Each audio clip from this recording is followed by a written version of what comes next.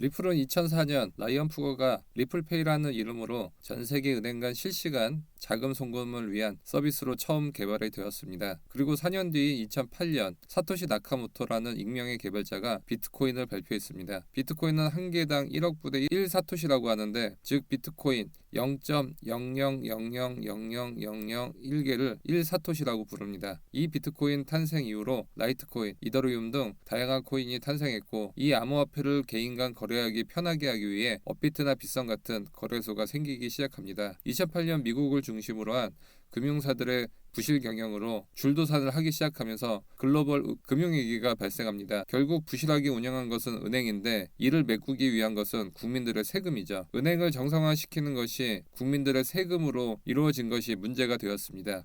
비트코인 창시자 사토시 나카모토는 글로벌 금융위기를 보면서 은행 중심의 중앙집권적 체계에 대한 회의감을 느끼고 2100만 개의 비트코인을 개발하게 됩니다. 미국 정부는 달러를 찍을 수 있는 막대한 권한을 갖고 마음대로 달러를 찍어내 전 세계의 경제를 좌지우지하면서 화폐의 가치가 떨어지기 시작했고, 물가는 상승하는 이른바 인플레이션이 발생합니다.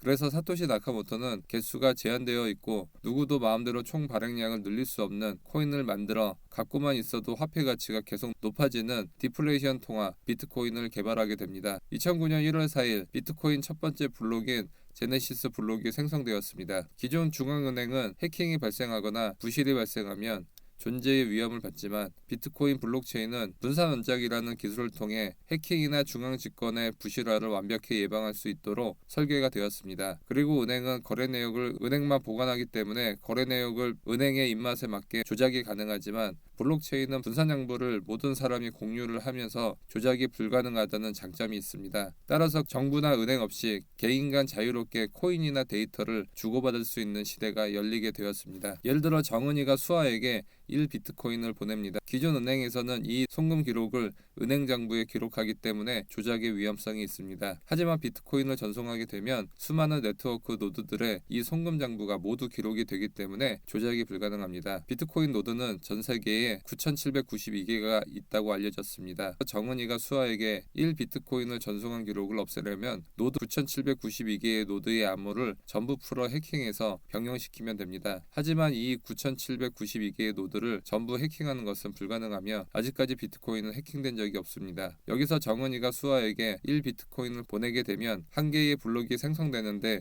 10분의 시간이 소요되게 됩니다. 오프라인 결제나 코인 전송을 할 때 10분의 시간을 기다리려면 현실적으로 불편하기 때문에 이를 해결하기 위한 이더리움과 리플 등이 개발되게 됩니다. 그리고 비트코인 거래 시 블록이 생성되는데 저장 용량이 1MB로 제한되어 있어서 전송 속도나 오프라인 결제에 어려움이 있었습니다. 이를 해결하기 위해 비트코인 캐시가 하드포크되어 세상에 나오게 되었습니다. 하드포크란 블록체인의 두 갈래로 쪼개지는 코인 소프트웨어 업데이트인데, 비트코인에서 하드포크된 비트코인 캐시는 한 개 블록 8MB로 저장 용량을 확장하여 전송 속도나 결제 서비스에 유리해졌습니다. 비트코인 캐시는 저장 용량을 8MB로 증가를 했지만 세그위트를 지원하지 않아 비트코인 캐시를 비트코인 세그위트 주소로 잘못 보내면 그 코인을 영원히 찾을 수 없게 되는 단점이 있습니다. 이렇게 비트코인과 비트코인 캐시의 단점을 보완한 업데이트들이 계속되면서 비트코인 골드, 비트코인 SB, 비트코인 캐시 ABC, 비트코인 다이아몬드 등 다양한 코인들로 업데이트가 계속 진행되었지만, 채굴에서의 환경 문제와 실제 결제에 대한 한계점이 계속 지적되어 왔습니다. 그러면서 점점 주목받게 된 코인이 바로 리플입니다. 리플은 채굴하는 방식이 아니라 이미 만들어진 코인 형태이기 때문에 비트코인 채굴 등의 환경 오염 문제에서 자유롭다는 장점이 있습니다. 바로 작업 증명 방식이 아닌 XRP 원장 합의 프로토콜을 채택했기 때문입니다. 리플은 비트코인 작업 증명의 잠재적인 문제점이 하드포크를 통해도 해결되지 않는다는 근본적인 원인을 찾게 되고, 3명의 비트코인 개발자에 의해 진화되기 시작했습니다. 2010년 제드 맥케일럽이라는 사람은 사토시 나카모토 블록체인을 이용해 컨센서스 알고리즘을 고안하게 되며, 데이비드 슈어츠, 아서 브리토, 스테판 토마스와 함께 리플을 계속 발전시켜 나가게 됩니다. 여기서 스테판 토마스는 전 세계적으로 유명한 블록체인 개발자로 7,002개의 비트코인을 개인 지갑에 담고 비밀번호가 기억나지 않아 지금까지 못 찾고 있는 사람입니다. 현재 가치로 2천억이 넘습니다. 2012년 스텔라 루멘 창시자인 제드 맥케일럽과 현재 리플 회장인 크리스 라르센이 리플의 합류에 본격적인 개발이 시작됩니다. 이때 2004년 리플페이를 개발한 라이언 푸거는 건강상의 문제로 모든 지휘권을 두 사람에게 양도하고 물러나게 됩니다. 리플의 주인이 된 두 사람은 본격적인 투자 유치를 위해 대형 벤처 투자 기관인 앤드리슨 호로위츠와 구글 벤처스에서 투자를 받게 됩니다. 2013년은 리플에게 가장 중요한 사건이 발생합니다. 투자받은 돈으로 전 세계에 실력 있는 블록체인 개발자들을 영입하는 와중에 리플의 창시자인 제드 맥케일럽이 기술 책임자에서 사임하게 됩니다. 9월에는 명칭도 오픈코인에서 리플랩스로 변경해 오늘날의 이름인 XRP 토큰이 탄생하게 됩니다. 2015년 5월에는 제드 맥케일럽이 자신이 가지고 있는 모든 리플 토큰을 매각하겠다고 발표를 하게 됩니다. 그 수량이 약 90억 개이며 지금 가치로 7조 원이 넘는 자금입니다. 당시 맥케일럽이 가지고 있는 리플의 미래와 리플랩스에서 추구하는 미래는 달랐던 것으로 예상이 됩니다. 맥케일럽의 90억 개가 매도 물량으로 나오면 리플의 가격은 폭락할 수밖에 없기 때문에 이 수량을 매도하지 못하도록 계약 규정을 체결하게 됩니다. 리플은 이후 백악관 전 경제 고문이자 빌 클린턴, 버락 오바마의 보좌관이었던 현재는 바이든 대통령 수석 보좌관인 진 스펄링이 제드 맥케일럽의 자리인 리플랩스의 이사로 취임하게 됩니다. 진 스펄링은 비트코인의 한계점을 뛰어넘어 전 세계 송금 서비스를 대체할 수 있는 리플의 비전에 매료되었고 리플랩스에 합류하게 됩니다. 그리고 4월에는 야후의 전 수석 부사장인 브래드 갈링하우스가 리플랩스의 CEO로 취임하게 됩니다. 5월달 리플은 은행 비밀 법률 위반으로 벌금 명령을 받게 되며 민사 진행 조치를 당하고 70만 달러를 배상하게 됩니다. 정부 협상의 중요성을 깨달은 리플랩스는 전 미국 대통령 빌 클린턴의 최측근이었던 마이클 S. 바하를 영입하게 됩니다. 그는 법률과 재무 전문가로 신용카드를 만들어낸 인물로 향후 리플 결제에 대한 중요한 실무를 맡게 됩니다. 그리고 리플은 리플랩스에서 리플로 상호를 변경하게 되고 12월에는 포브스가 선정한 핀테크 50기업에 선출되게 됩니다. 성장세를 유지하던 리플에게 막대한 타격을 주게 된 사건이 발생합니다. 리플은 비트코인의 탄생 배경이었던 타일 중앙화가 아닌 철저한 중앙화를 채택하고 있습니다. 중앙화는 빠른 전송 속도와 금융기관의 빠른 제휴가 가능했지만 미국 증권위원회인 SEC가 리플은 다른 탈중앙화 암호화폐는 다른 증권 성격이 강하다며 법원에 고소를 하게 됩니다. 또한 현재 비트코인은 7,800만 원의 사상 최고치를 경신하는 이때 리플은 바닥을 헤매는 가장 큰 이유는 무한대의 발행량이 문제시되고 있습니다.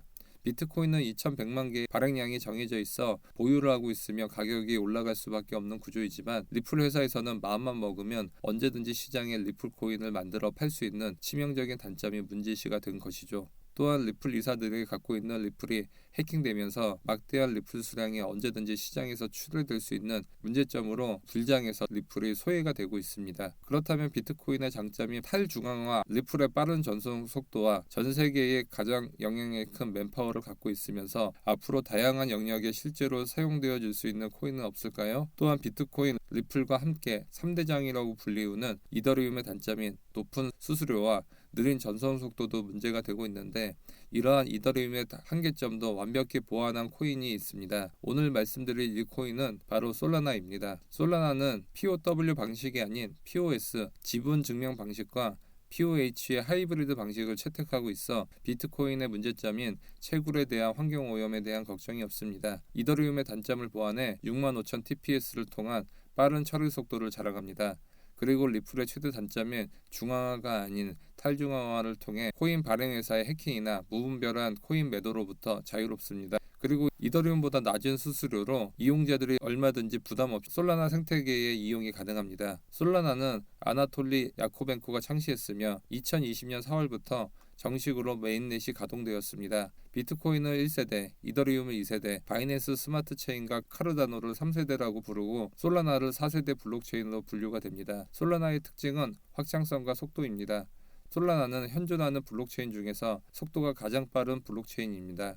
초당 트랜잭션 처리 속도가 무려 65,000 TPS입니다. 라이벌로 여겨지는 이더리움의 처리 속도가 18 TPS인데 반해 솔라나는 65,000 TPS로 속도에서 3,600배의 차이가 납니다. 솔라나는 모든 거래를 사이드 체인을 사용할 필요 없이 레이어 1에서 처리할 수 있습니다. 비트코인은 너무 느린 거래 속도로 인해 최근 라이트닝 네트워크 확장에 힘쓰고 있고, 이더리움도 플라즈마나 폴리곤 같은 사이드 체인을 이용하는 것에 비해 솔라나는 차원이 다르다는 것을 알 수 있는데요. 사이드 체인을 비유하자면 은행 본점에 너무 줄이 길어서 은행 지점에서 거래를 대신 처리하고 나중에 은행 본점으로 전달해서 최종 결제를 하는 방식이라고. 이 방식의 단점은 최종 결제가 늦기 때문에 돈을 최종 출금하는데 시간이 걸린다는 것입니다. 사이드 체인의 종류에 따라 다르지만 2-3일이 보통 걸립니다. 솔라나의 가장 큰 장점은 블록체인 중에서 가장 큰 생태계를 갖고 있다는 겁니다. 솔라나 생태계 안에서 수많은 디파이 프로젝트들이 활동 중이고 지금도 활발하게 늘어나고 있습니다. 현재 이더리움과 BSC 체인에 이어 3위의 생태계 자산 크기를 보유하고 있습니다.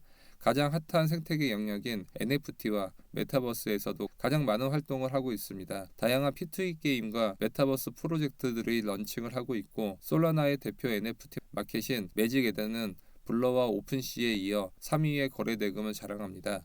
특히 60억 원에 판매된 NFT 크립토펑크나 P2E 게임의 부동의 1위 엑시 인피니티 마켓보다도 높은 순위입니다. JP모건의 보고서를 보면 이더리움은 솔라나에게 NFT 생태계를 빼앗기고 있어 이더리움의 시장 점유율이 크게 급감했다고 밝혔습니다. 이처럼 솔라나는 이더리움과 BSC가 차지하고 있던 디파이 시장을 빠르게 잠식해 가고 있습니다. 하지만 가격이 이미 반영이 되어 있습니다. 솔라나가 출시됐던 2020년 1,100원에서 1년 만에 32만 원으로 300배의 상승률을 보여줬습니다. 여러분이 솔라나를 초기에 100만 원 투자했다면 30억 원까지 불릴 수 있었던 것이죠. 이로 인해 솔라나는 전체 코인 시가총액의 5위까지 올라가게 되었고, 그 상승세는 계속될 가능성이 큽니다. 그리고 솔라나의 활성 사용자 수는 계속 증가세에 있기 때문이죠. 이것은 바로 강조드린 솔라나의 가장 빠른 처리 속도와 무료에 가까운 수수료 때문입니다. 여기에 예금, 대출, 이자, 파생상품, NFT 등 다양한 프로젝트들이 활발히 활동 중이고, 여기에 가동을 준비 중인 프로젝트는 더 많습니다. 이런 것들을 종합해보면 300배의 상승은